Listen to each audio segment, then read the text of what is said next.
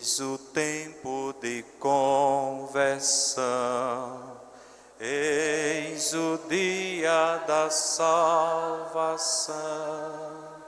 Ao Pai voltemos, juntos andemos, eis o tempo de conversão. Nós estamos celebrando o tempo da Quaresma e já sabemos que é tempo de conversão, é tempo da gente voltar o nosso coração, o nosso espírito para o Senhor nosso Deus, que nos convida a esta experiência, rasgar o coração para Ele, deixar-se reconciliar com Ele. Eis o tempo de conversão, eis o dia da salvação.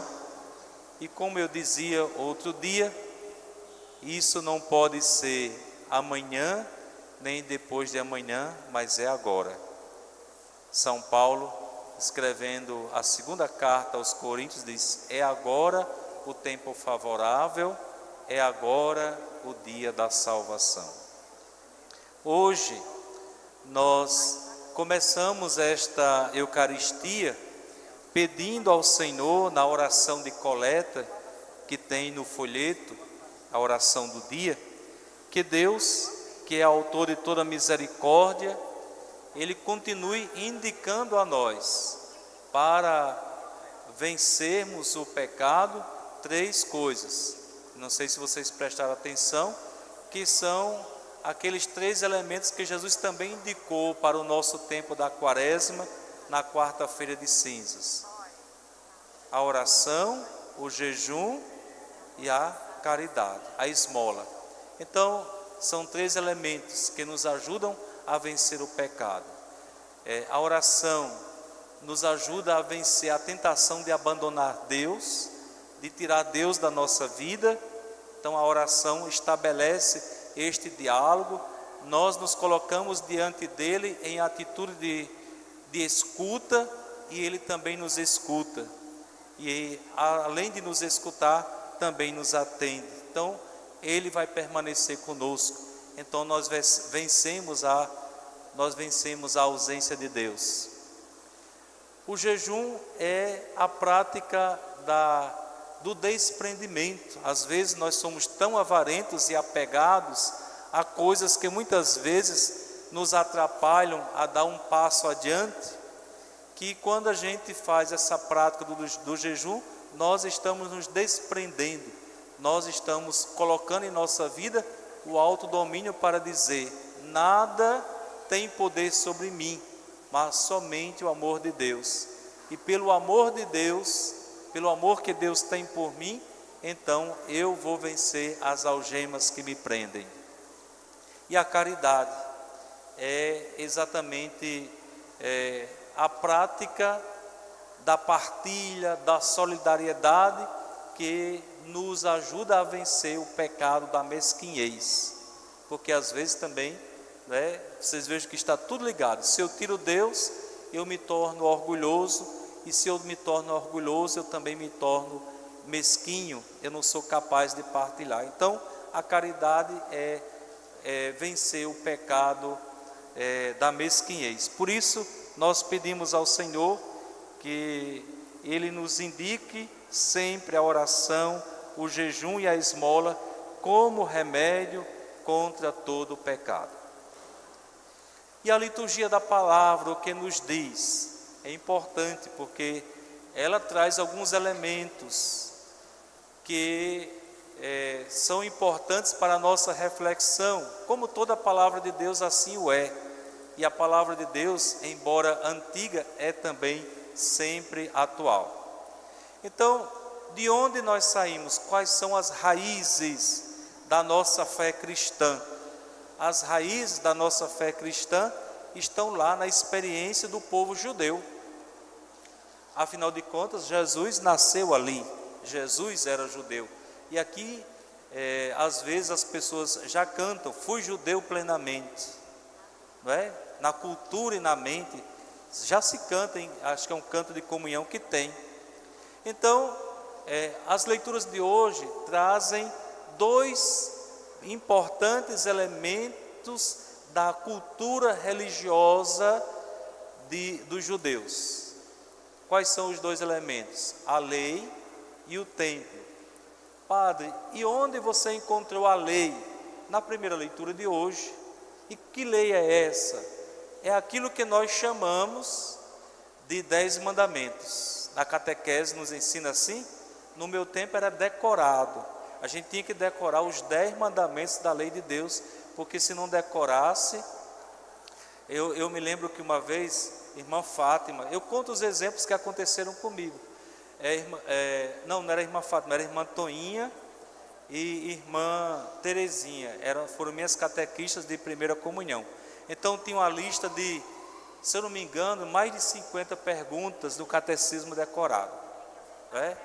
E aí era assim, quando estava próximo do dia da primeira comunhão, reunia as crianças na igreja de Serra Negra, que é pequena, vocês conhecem, não sei se conhecem, é uma igreja pequena, então enchia de criança, e aí vinha aquela pergunta, um microfone ali na frente, aí vinha aquela pergunta e a gente tinha que responder lá na frente. Se respondesse certo, como benefício ganhava uma balinha, se respondesse errado tinha que estudar mais para o segundo teste, e poderia até ser reprovado e não fazer a primeira comunhão. Então tinha a pergunta era assim: quantos são os mandamentos? Os mandamentos da lei de Deus são 10. A gente tem que responder assim, literalmente. Aí vinha a segunda pergunta: e quais são os mandamentos da lei de Deus? Amar a Deus sobre todas as coisas, não tomar seu santo nome em vão, guardar domingos. Era como um motor ligado, era a resposta automática. Pois bem, então a lei está aqui, né? E quando foi constituída esta lei? É importante a gente saber disso. Esta lei, ela foi apresentada por Deus, por meio de Moisés, quando o povo judeu saiu da escravidão do Egito. Na noite da vigília pascal, nós vamos ler o capítulo 15 do livro do Êxodo, que é um bonito hino de exaltação da grandeza de Deus, que fez, sob a liderança de Moisés, fazer com que o povo saísse do Egito, atravessar o Mar Vermelho a pé enxuto, até que o povo chegasse à terra da promessa, e ali eles então se estabeleceram. E uma coisa importante que o povo judeu disse naquele hino, né, que Deus sempre esteve com ele, e os soldados do faraó também disseram: nós vamos batalhar contra eles, mas nós vamos ser derrotados, porque Deus está com eles, Deus está conosco, Deus está com o seu povo. Então, quando eles chegaram na terra, então Deus propôs por meio de Moisés uma aliança. Ele disse: eu sou o vosso Deus e vocês serão o meu povo. Então, diante de ti não terás outros deuses, e começou a apresentar os 10 mandamentos. E no final, então eles disseram: nós e nossa casa serviremos ao Senhor. Nós faremos tudo o que o Senhor disse. Então ali veio. Qual era a finalidade da lei? A finalidade da lei era muito clara. Não eram tantos mandamentos, eram apenas 10. E esses 10 mandamentos, depois Jesus disse, eles se resumem em 2: amar a Deus sobre todas as coisas e ao próximo como a si mesmo. Vocês lembram disso, né? Porque se vocês forem olhar, os 3 primeiros estão nesta relação com Deus, e os 7 últimos estão na relação com o próximo, que é honrar pai e mãe, não matar, não pecar contra a castidade, não furtar, não levantar falso testemunho, não cobiçar as coisas alheias, não desejar a mulher do próximo. Então vocês vejam qual era o objetivo. O objetivo era que o povo, obedecendo esses mandamentos, pudessem ser fiéis a Deus e ao mesmo tempo também pudessem viver em paz e em comunhão uns com os outros. porque isso é agradável, porque isso é justo e porque isso leva à vida. A lei devia levar o povo judeu a encontrar um caminho de vida e de vida eterna. Evidentemente que esse caminho de vida e vida eterna é Jesus, que se apresenta para nós como caminho, verdade e vida, e como ele mesmo diz: eu vim para que todos tenham vida e vida em plenitude. O segundo elemento é o templo. A presença de Deus, o templo, nós diríamos assim, é um sinal da presença de Deus. O nosso templo aqui também assim o é. Nós temos o sacrário, nós temos as imagens, nós temos a arquitetura que nos faz contemplar a beleza de Deus, chegar até Deus. Vir ao templo, fazer a oração em silêncio diante do Senhor, é encontrar a paz que vem de Deus. Então, o templo era um sinal da presença de Deus. O povo judeu sempre quis que houvesse alguma coisa entre eles, que eles pudessem entrar e ali encontrar Deus. Quando foram nômades no deserto, eles sempre construíam uma tenda, e na tenda colocava a Arca da Aliança, para dizer: nós temos um lugar onde nós podemos nos encontrar com o nosso Deus. Depois, Herodes, para adquirir as complacências das autoridades do povo judeu, principalmente os sacerdotes, os sumos sacerdotes, os mestres da lei, construiu um templo. Levou anos para ser construído. O evangelho de hoje diz: foram 46 anos. Era para que o povo pudesse se encontrar com o Senhor. Acontece que Jerusalém tinha mais ou menos uns 55 mil habitantes, conforme os estudiosos da Sagrada Escritura naquela época. E vocês lembram que quando o povo saiu e se estabeleceu na terra, houve uma necessidade de celebrar a Páscoa, de celebrar a vitória. E esta vitória ela era celebrada com o sacrifício do cordeiro, onde as pessoas ofereciam a Deus em expiação pelos seus pecados o sangue do cordeiro. Uma parte da carne era queimada e outra parte era comida, para servir de alimento. Então começou assim as peregrinações para celebrar a Páscoa. Jesus também fez a peregrinação. E o evangelho de hoje começa dizendo que era o tempo, conforme o evangelho de João, Jesus estava próximo à Páscoa dos judeus e Jesus subiu para Jerusalém. A peregrinação do povo para Jerusalém. No templo, eu imagino que sair de diversos lugares para ir ao templo e oferecer os sacrifícios, era difícil levar os seus animais.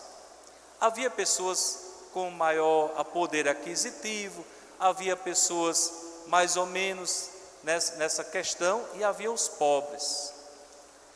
E aí vocês vejam que no evangelho diz que naquele templo havia bois, ovelhas e pombas. Não tinha isso? Bois, ovelhas e pombas. Os bois eram o sacrifício dos mais ricos. Eu posso comprar um boi, então eu vou lá e ofereço a Deus o boi pelos meus pecados.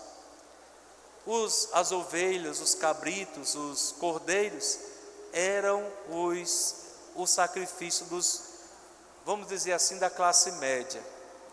E as pombas eram o sacrifício dos mais pobres. Não sei se vocês se lembram, no período do tempo do Natal, o evangelho diz que quando se completou o tempo da purificação, levaram um menino para ser apresentado ao templo e ofereceram como estava escrito na lei de Moisés, um par de rolas ou 2 pombinhos, não tem isso? Diz que Maria e José, o carpinteiro, eram pessoas pobres, por isso o sacrifício deles era esse. Então estavam lá no templo, quem não levava, comprava no templo. E além disso também tinha os cambistas. Por que estão ali os cambistas? Lembrem-se que Israel, que o povo judeu da aliança, tinham muitas prescrições, criticavam Jesus porque não fazia as purificações, uma doença tornava você impuro, o dinheiro do Estado era impuro, então era preciso que eles tivessem o dinheiro do templo.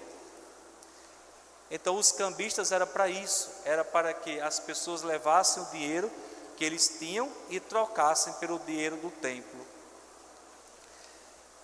O fato é que o templo se tornou agora um lugar não da presença de Deus, mas um lugar profano. O povo não encontrava Deus, o povo encontrava situações econômicas ali, e muitas vezes, aquela realidade ela apresentava as desigualdades sociais, ricos com muito e pobres com muito pouco. Então,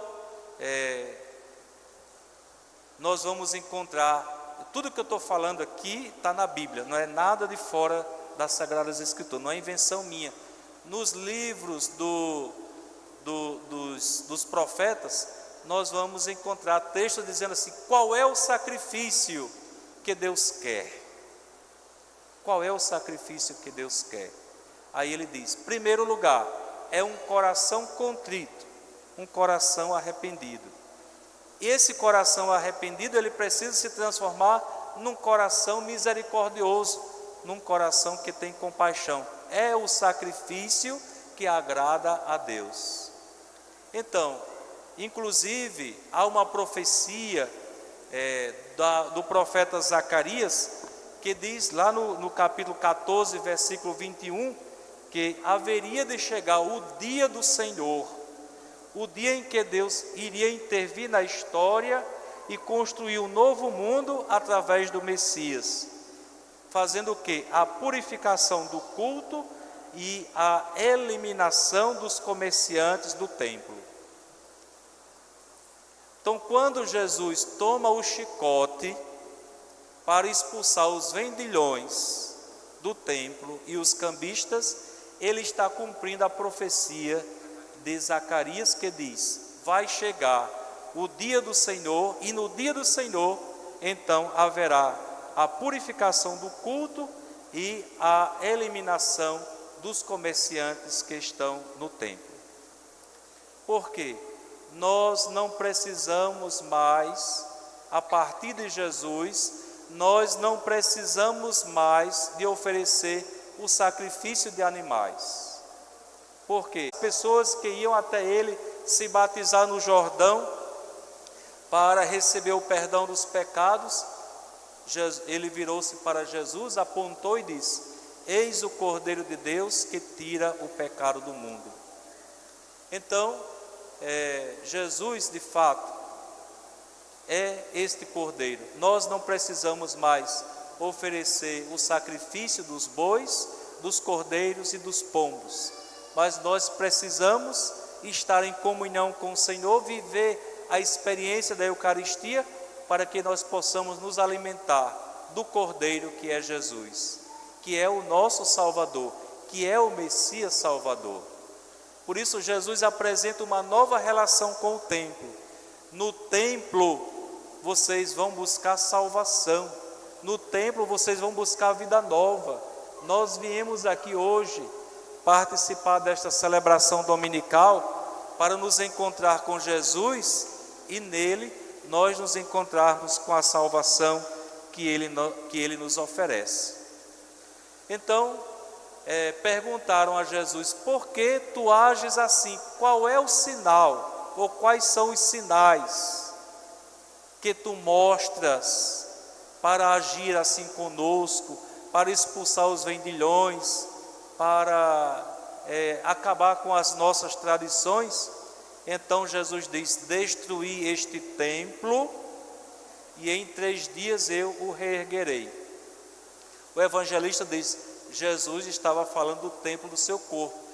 Jesus estava falando da ressurreição. E só quando aconteceu a ressurreição foi que os discípulos de Jesus entenderam o que ele tinha dito. Então, quem é a figura que nós devemos ter sempre como referência na nossa vida? Qual é? Através de Jesus, que é, nós diríamos assim, conforme ele mesmo diz, caminho, que é verdade, que é vida e que é porta. É por meio de Jesus que nós vamos ao céu. É por meio de Jesus, o novo templo, que nós temos acesso ao Pai. É por meio de Jesus que nós somos salvos. É pelo seu sangue derramado na cruz que nós somos purificados. É pela sua ressurreição que nós somos libertados da morte. Então, que a palavra de Deus e este tempo da quaresma, que é tempo de conversão, nos inspire a ser pessoas novas e que buscam cada vez mais se aproximar de Jesus, para que nele tenhamos vida e vida em abundância. Eu vim para que todos tenham vida, que todos tenham vida plenamente. Eu vim para que todos